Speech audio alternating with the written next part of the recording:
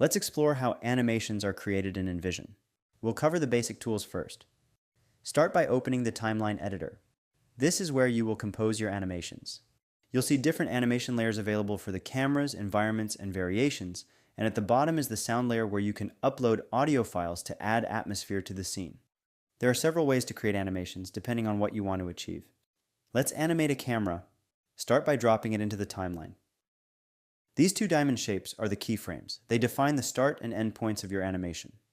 We'll go into more detail on setting them up shortly. Animating objects works in a similar way. Say you want to animate a door opening. You'll need one variation of the door closed and another with it open. When you drop both into the timeline, ENVISION will automatically create a smooth transition between them.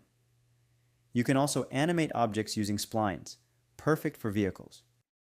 When you create a spline path and assign an object to it, it will follow the path automatically during playback.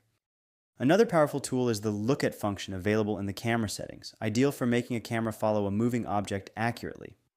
Up next, we'll dive into how each tool works in action.